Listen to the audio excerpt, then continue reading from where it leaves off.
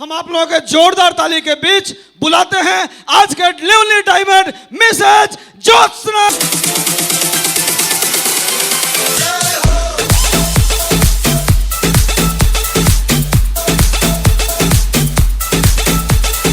Thank you.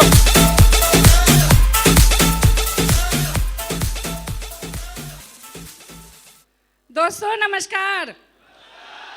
कैसा लग रहा है? अच्छा या बहुत अच्छा?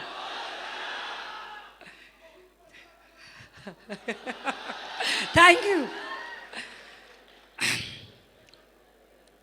ज्योत्सना देवी का प्यार भरा नमस्कार। सबसे पहले तो परमपिता परमेश्वर को मैं धन्यवाद देता हूँ, प्रणाम करता हूँ, जिन्होंने मुझे मानव योनि में इस धरती पे जन्म दिया। उनको बहुत बहुत धन्यवाद। दूसरा धन्यवाद मेरी मम्मी और मेरे पापा को, जो आज ही दुनिया में पापा मेरे लिए हैं नहीं, तो मम्मी पापा को जिन्होंने मुझे इस धरती पे जन्म दिया, उसके बाद मुझे अच्छे संस्कार दिए, जिनकी संस्कार की वजह से मैं आज जो भी काम कर पा रही हूँ, तो उसमें सारा श्रेय मेरे मम्मी पापा और मेरे भाई बहनों का जा रहा है, क्योंकि उन लोगों ने बहुत अच्छे संस्कार दिए। उसके बाद मैं अपने सास ससुर को धन्यवाद करती हूँ, जिन्होंने अपने लायक बेटे को मेरे हाथों में सौंपा और जिन्होंने जो खुद से ज़्यादा मुझ पे विश्वास करते हैं कि तुम दुनिया का कोई भी काम अगर तुमसे कहा जाए तो तुम कर सकती हो। Thank you.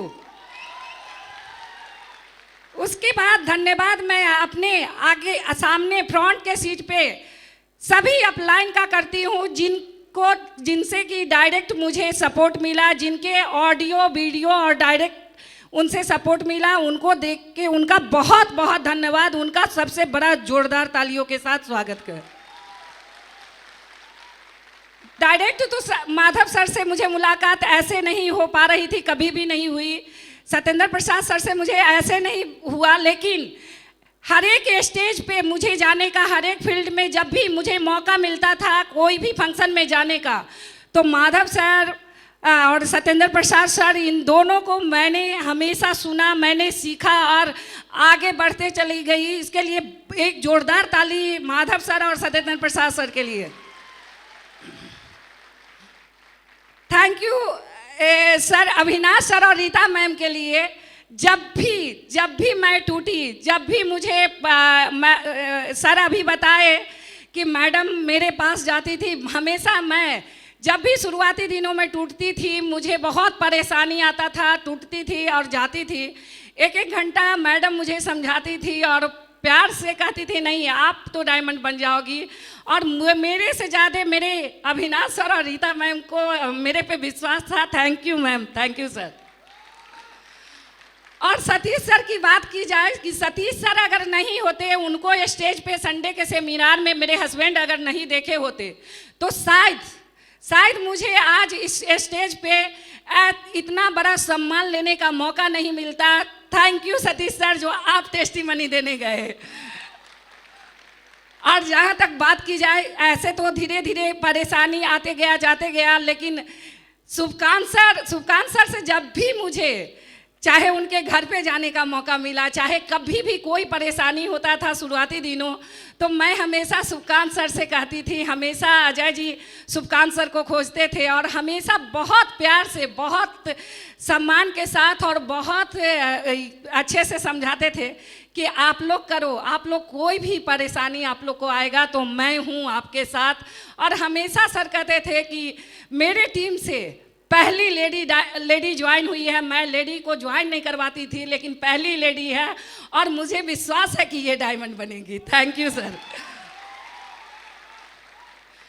और काम अच्छा होता था, बुरा होता था, कभी काम होता, कभी नहीं होता था। तो इसमें अगर हम कहीं भी देखते थे तो वहाँ पे हम अंजनी झा सर को देखते थे। अंजनी सर अगर इतने अच्छे से काम नहीं किए होते, इतने बढ़िया से नहीं किए होते। और जहाँ तक बात है तो अंजनी झा सर में एक चीज़ बहुत बड़ा खूबी था, जो मैं अपने टीम को भी कहती हूँ कि सर क्रॉस लाइनिंग ये नहीं देखते थे कि मेरा कौन रीच लेग है और कौन स्ट्रॉन्ग लेग है। और सर का ये बात मुझे इतना अच्छा लगता था कि एक बार की कहानी है कि सर रीच लेक में किसी को ज्वाइन करवा रहे थे, लेकिन सर को पता चला कि ज्योति जी वहाँ गई हैं, तो सर मेरे साथ जाके फॉलो अप करके मेरी ज्वाइनिंग करवाए। सर का बहुत बहुत धन्यवाद सर। और जहाँ तक बात है अजीत झा सर, तो अजीत झा सर से तो हमेशा, चूँकि रवि सर कोई भी अपलाइन का कहाँ भी ज़रूरी पड़ता था, तो ऐसे मैं अपलाइन के साथ हूँ, ऐसे अपलाइन के साथ रही हूँ कि मुझे ऐसा कभी नहीं कमी महसूस हुआ। तो जब भी मुझे ज़रूरी होता था, बहुत ही ढंग से, बहुत ही तरीके से अजीत झा सर समझाते थे और सपोर्ट किए। थैंक यू सर, आपको भी बहुत बहुत धन्यवाद। और फ्रंट पे यहाँ पे जितने भी अपलाइन हैं, चाहे मेरे अपलाइन के रूप में है, चाहे क्रॉस लाइन के रूप में है, मैंने सबसे सीखा। चूँकि मुझे टाइम लगे, मुझे कुछ नहीं आता था, फील्ड का तो नॉलेज थोड़ा भी नहीं था, तो मैंने सबसे कुछ ना कुछ सीखा। थैंक यू सर, आप लोगों का सबका, आप लोग के वजह से मुझे आगे बढ़ने का मौका मिला। और जहाँ तक बात की जाए तो भगवान होते हैं, ये एहसास हम लोगों को है ना? भगवान होते हैं, लेकिन भगवान साथ में चल के कोई काम नहीं करते हैं। साथ में ये नहीं चल के सामने दिखाते हैं कि ये अच्छा काम है आप करो, ये बुरा काम है आप नहीं करो। ये भगवान डायरेक्ट में, लेकिन एक एहसास होता है। और इस धरती पे अगर मुझे जन्म तो माता पिता दिए, लेकिन सही रास्ता अगर दिखाए वो कोई और नहीं, रवि कुमार शेखर सर के लिए एक दमदार सी ताली उनके लिए।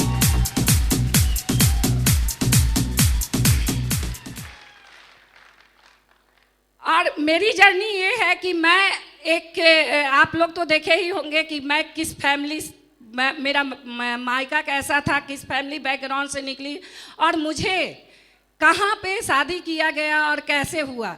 तो जहाँ तक बात है कि मैं एक छोटा सा किराना दुकान करती थी, बहुत काम पहले सिलाई बुनाई जैसे तैसे करके। मेरी सोच हमेशा हुआ करता था कि सर के पास पैसा कम है, लेकिन मेरे 3 बच्चे हैं, उनको बेहतर एजुकेशन दूं और सब कुछ उसका पूरा करूं। ये मुझे हमेशा खलते रहता था, लेकिन मेरे पास पैसा नहीं हुआ करता था। तो छोटे छोटे बहुत काम किए। उन्हीं दिनों मुझे एक किराना का दुकान खोलने का मौका मिला। मैं किराना का दुकान खोली और हम दोनों वाइफ हस्बैंड मिलके उसको चला रहे थे। चल रहा था, घर जैसे तैसे चल ही रहा था। लेकिन उसी दिन, उसी बीच एक बार मुझे तो मौका भी नहीं मिला था कोई सेमिनार में जाने का, मेरे हस्बैंड को मिला, अजय सर को, और वो देख के आए। मुझे विश्वास नहीं था, मैंने ज्वाइन नहीं किया, लेकिन सर के गुस्सा होने पे मैं साइन जरूर कर दी। साइन करने के बाद ऐसा हुआ कि मेरी ज्वाइनिंग डायरेक्ट मेरे से पैसे लेके नहीं किया गया, मेरे से पैसा इस काम को करके लिया गया कि लाओ दुकान का सामान ला दूं। और दुकान का सामान के लिए पैसा जाता था और मेरे घर में वो सामान नहीं आया और मेरी ज्वाइनिंग हो गई। ज्वाइनिंग होने के बावजूद मैं एक वैसी लेडी थी कि मुझे लगता था कि नेटवर्क मार्केटिंग में कोई आज तक सफल नहीं हुआ है, और ख़ास करके मैं तो नहीं होंगी। मेरे पास ना उतना एजुकेशन है, ना फील्ड का नॉलेज है, तो मैं कैसे हो सकती हूँ। ये था। तो सर पैसा दे के आते थे, सर बाहर से आते थे, और मैं घर पे उनको एक ही बात कहती थी कि मेरा पैसा जहाँ दे आए हैं वहाँ से लेके आइए। और बस ऐसे ही चलते चला गया। सर पैसा लाते कहाँ से, मेरी आईडी लग गई थी, मेरा सामान आ गया था और ज्वाइनिंग हो गया था। फिर भी मुझे समझ में नहीं आया। और दूसरी बात, मैंने समझने का कोशिश भी नहीं किया कि ये काम कैसा है, क्योंकि आप लोग ही बताएं, आप लोग सपोर्ट करें कि क्या एक लेडी जो अपने मायका से उठ के ससुराल में आती है, और वो भी बहुत बड़ा, उसको कुछ ऐसा नहीं मिलता है, और वो किराना का दुकान चलाने वाली महिला को क्या विश्वास होगा फील्ड में लाखों करोड़ों रुपया आ सकता है? ऐसा हो सकता है क्या? आप लोगों को अगर विश्वास होगा तो होगा, मुझे नहीं था। हजारों रुपया कमाने वाले, जिससे 1000 रुपया से मेरी घर चलता था, उसमें लाखों रुपया का सोच मेरे बस का बात नहीं था, जिसके वजह से मैं हमेशा कहती थी कि मुझे नहीं करना है। इसी तरह से भगवान, मैं तो एक ही बात जानती हूँ कि भगवान जो ऊपर है ना, वो जिससे जो करवाना चाहते हैं, जिसके नाम का जो देना चाहते हैं, वो हर हाल में दे देते हैं। तो ऐसा हुआ कि मेरे हस्बैंड बीमार पड़े और मैं वहाँ मुझे एक फंक्शन में जाने का मौका मिला। मैंने पहले से मना कर दिया था, पैसा भी खुद का नहीं दिया था। यहाँ पे आए हैं तो टिकट का पैसा लगा है या नहीं? तो उस टाइम में भी मुझे पैसा लगा था, मैंने अपना पैसा नहीं दिया, मेरे हस्बैंड दिए, लेकिन भगवान को था कि आप करो। तो जिसके कारण मेरे हस्बैंड बहुत बीमार पड़ गए और उनके काफ़ी समझाने के बाद, और रवि सर के काफ़ी प्रेशर के बाद मैं वहाँ गई। मैं जाने के लिए इस कारण से और नहीं तैयार थी कि एक तो मुझे आता नहीं कुछ समझ में था, और दूसरी बात थी कि बीमार हस्बैंड को छोड़ के मैं जाती कैसे। मेरी बच्ची बहुत छोटी थी उस समय, आप लोग अभी जो देखते हैं तो बहुत 5-6 साल हो गया, तो छोटी ही थी। छोटी थी वो, एक बात बोली, मम्मा तुम जाओ, मैं पापा को देख लूँगी। और मेरी मम्मी भी थी, मेरी मम्मी और मेरी बेटी के कहने पे मैंने वहाँ गया, और वहाँ मुझे एक QSC का सम्मान लेने का मौका मिला। और QSC के सम्मान लेके जहाँ मुझे कभी कोई एक फूल नहीं दिया हो, कोई सम्मान नहीं मिला हो, वहाँ पे हजारों लोगों के बीच में, 500-600 लोगों के बीच में मुझे सम्मान लेने का मौका मिला। तो मेरे दिमाग में एक बात आया कि क्यों नहीं इस काम को किया जाए ताकि ये सम्मान लेने का मौका बार बार आए। ये सम्मान मुझे बहुत अच्छा लगा था, और मैंने वो सम्मान लिया। और सम्मान के बाद भी पॉजिटिव कैसे होती, लेकिन वहाँ पे आए एक ऐसे शख्स नहीं, शख्सियत कहा जाए, अगर वो अपने सोच ऐसे नहीं बनाए होते तो शायद आज बिहार में 7 दिन में 11 डायमंड नहीं बने होते। उनका स्पीच सुन के, उनके नाम लेने से पहले मैं आप लोगों से एक बहुत सपोर्ट चाहती हूँ। उनका जोरदार ताली के साथ स्वागत करें श्रीमान सत्येंद्र प्रसाद सर। Thank you sir. उनके स्पीच को सुन के मुझे एक बात समझ में आया कि सर के स्पीच में एक बात था कि मैं जब ज्वाइन किया था तो मैंने काम नहीं किया था, और मुझे एक फंक्शन में जाने का मौका मिला। उसके बाद मैंने काम किया, और काम करने के बाद मैं डायमंड बना, और मेरा बेटा भी बना।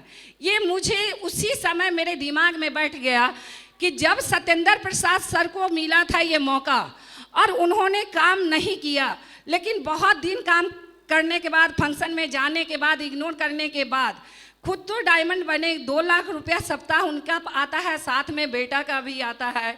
ये सुन के मुझे बहुत अच्छा लगा, और मैं वहाँ से पॉजिटिव होके निकली कि अब तो मुझे करना है।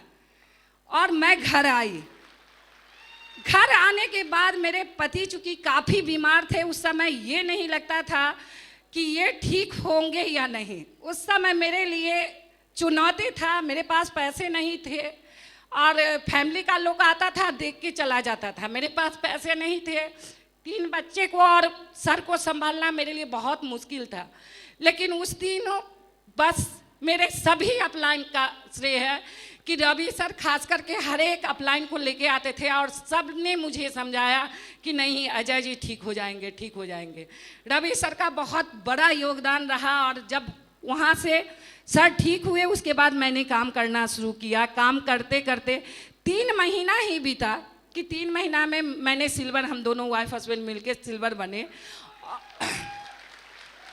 और फिर मुझे एक जगह जाने का मौका मिला, जहाँ पे जाने के बाद लगा कि हाँ एक डायमंड शिप हो रहा था, और रवि सर बार बार मुझे कहते थे कि पैसा दो, डायमंड शिप में चलो। मेरे पास पैसा नहीं था, और थैंक्स मेरी फ्रेंड का, जिनसे कर्जा मांग के मैंने आगरा गई, और वहाँ जाने के बाद मुझे फिर से सम्मान लेने का मौका मिला सिल्वर का। और वहाँ वो सम्मान जो लेने का मौका मिला वो डायमंड शिप किसी और का नहीं, सबके दिलों पे राज करने वाले जो जुनून के बादशाह अजय पंडित सर के लिए एक जोरदार ताली।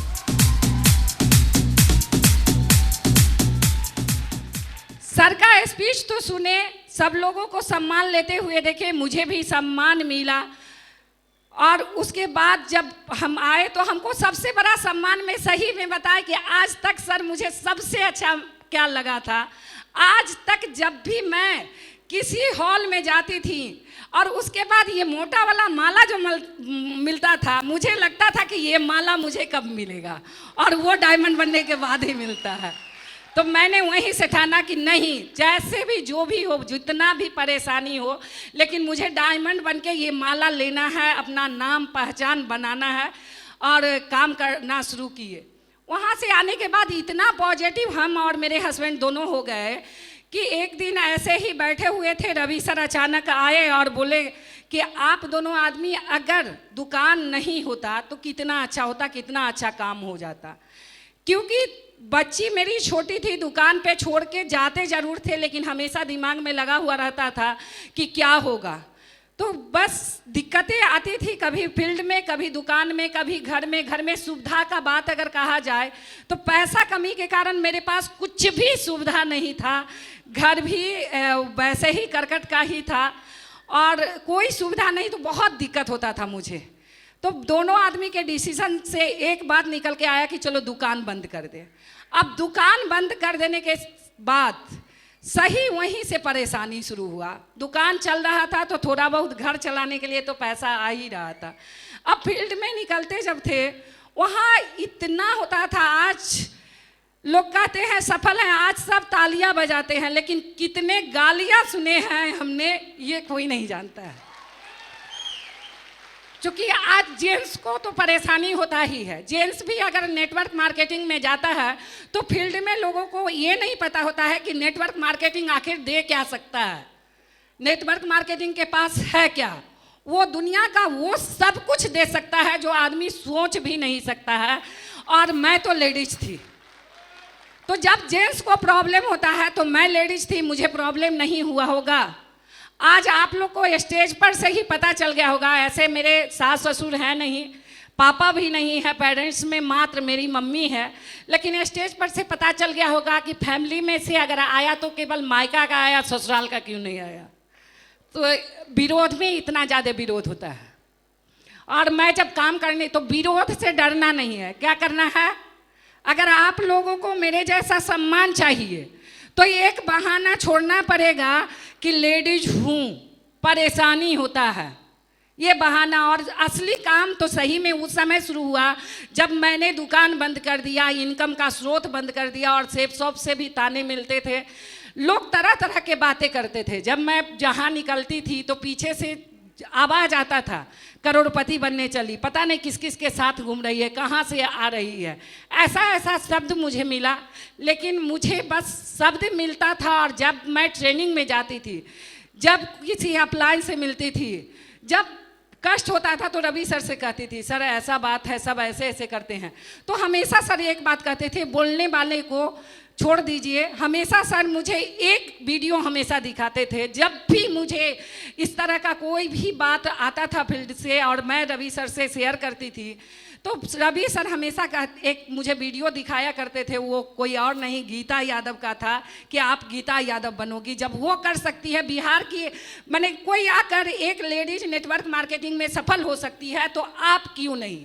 ये विश्वास मेरे से ज़्यादा मेरे अपलाइन को था और उनके विश्वास पे मैं धीरे धीरे काम करते चली गई।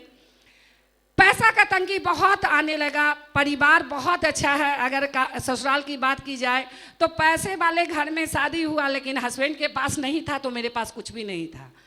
और पैसा नहीं था, तंगी होने लगा। एक तो घर में छोटे छोटे बच्चे, देखने वाला कोई नहीं, घर उसना सेफ्टी नहीं। तो हम दोनों आदमी जाते आते थे, बहुत परेशानी हुआ। परेशानी का सामना यहाँ लोग लेडीज कहती है कि मैं जाऊँ कैसे, मेरे छोटे बच्चे हैं। आज मेरे बच्चे जितने बड़े हैं, क्या कल भी उतना ही बड़े थे, छोटे छोटे बच्चे थे, फिर भी परेशानी हुआ। लेकिन मैं उस परेशानी को देखा नहीं। मुझे ये नहीं था कि इस परेशानी से पैर पीछे करूं और मुझे नहीं बनना है। बस एक ही चीज़ था कि मैं आज परेशानी झेलूंगी तो पूरे जीवन मेरे बच्चे को नहीं झेलना पड़ेगा, पैसा का तंगी नहीं होगा। और एक ही चीज दिमाग में आया कि ये सिर्फ मेरे रहते हुए नहीं होगा। अगर किसी का फैमिली, किसी के मम्मी पापा जितना भी धर के जाते हैं, अगर बच्चा लाइक नहीं होता है तो वो धीरे धीरे निकल जाता है। लेकिन मुझे ऐसा प्लेटफॉर्म मिला था, ऐसा सिस्टम मिला था। इस सिस्टम के विषय में मुझे हमेशा से पता था, ऑडियो वीडियो के माध्यम से, कि ये सिस्टम में अगर आप करके सफल हो जाओगे तो दुनिया में नहीं रहोगे तो भी पैसा आएगा। मैंने उसके लिए काम किया।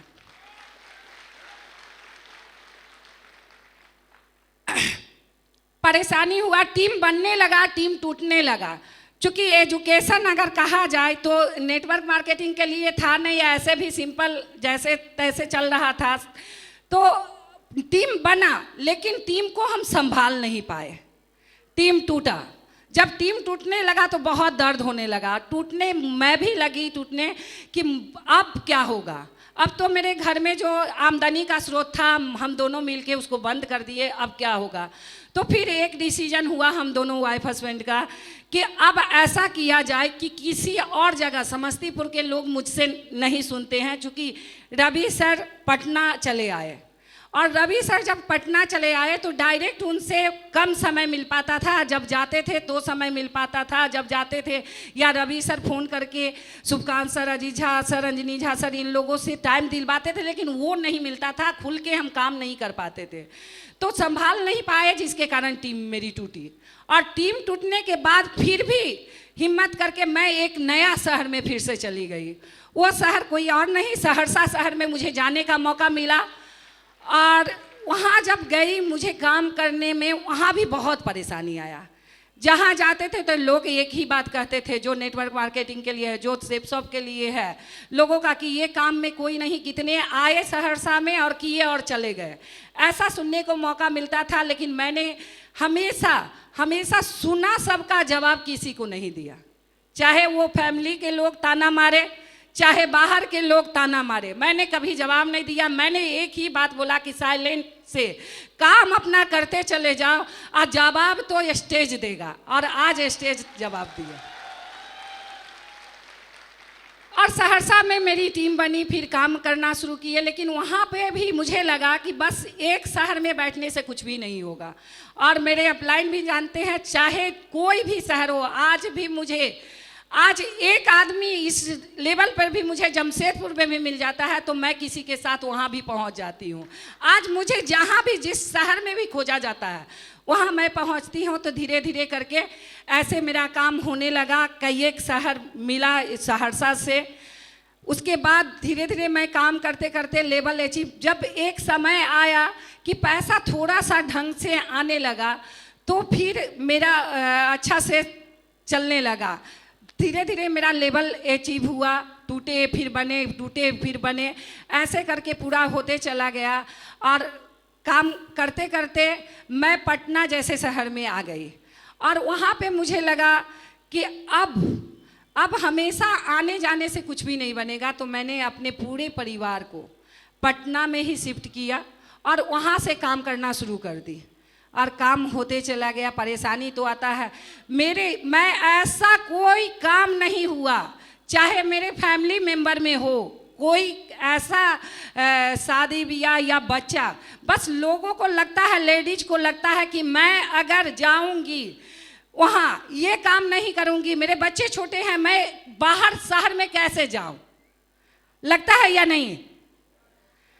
किसी दूसरे शहर में जाऊंगी तो मेरे बच्चे को कौन देखेगा।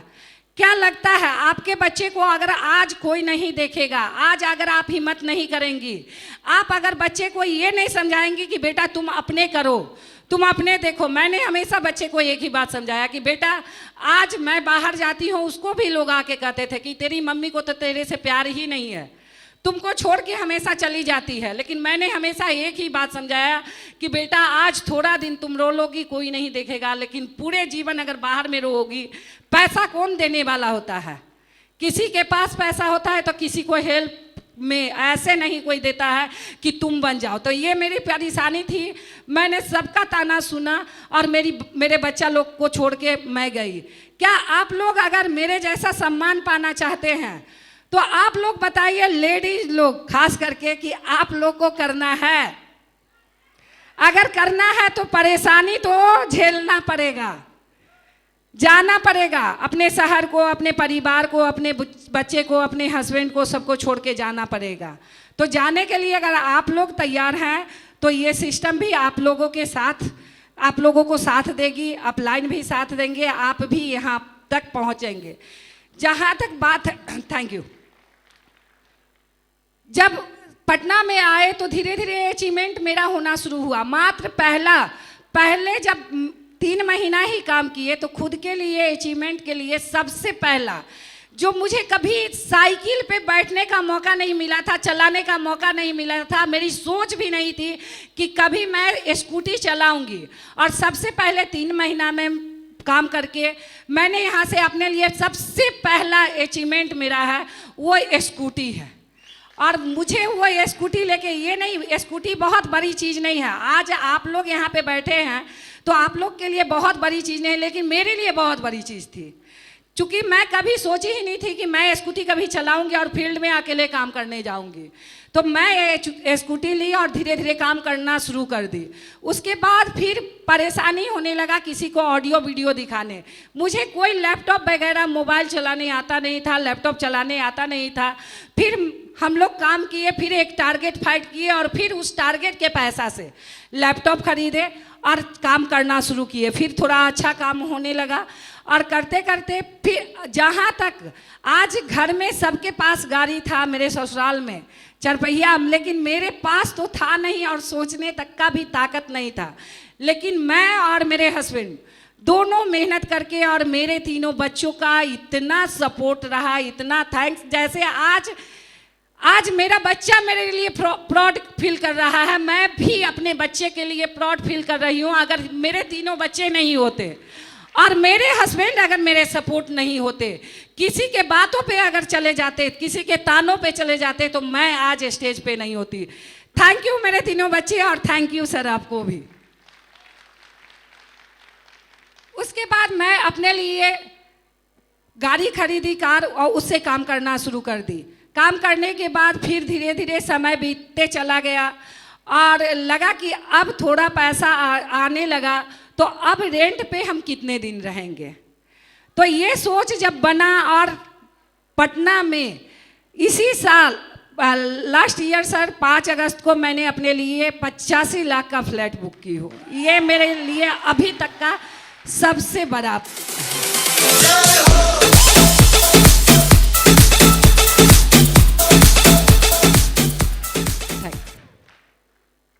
ऐसे मेरा जर्नी चलते चला गया। अभी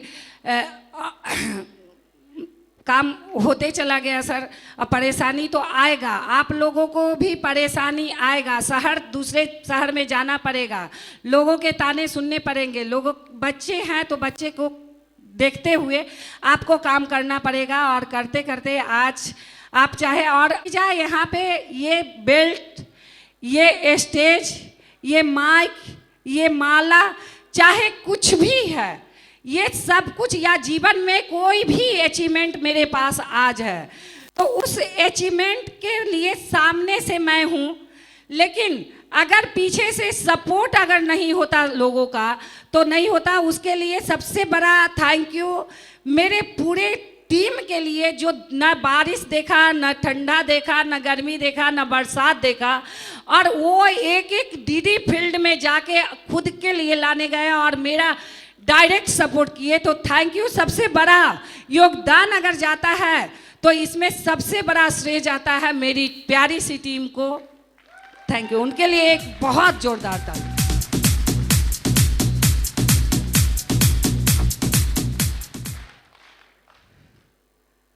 तो सर आज मुझे भी सीखने का फिर से मौका मिलेगा आप लोगों से। और जर्नी मेरा यही था, ताने क्या कहे सर, परेशानी तो आते चला गया, मैं काम करते चली गई और ऐसे हुआ।